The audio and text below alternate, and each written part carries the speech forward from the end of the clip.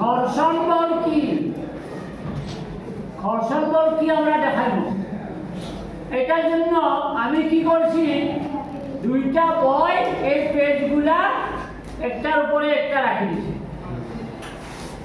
এখন এই তারা দুজন আমার ক্লাসের মধ্যে শক্তিশালী স্টুডেন্ট না, হয় কি না? হয় কি না? গতিকে তারা দুজনে এই দিকে ধরিয়া টানবে, দেখি কি হয়। ধরো অন্তটি জানো, জানো দেখছো তারা টানিয়া ঘুরতে পারছে রে? আমি যা সেটা ধরিয়া রাখছি। আবার টানো, আবার টানো।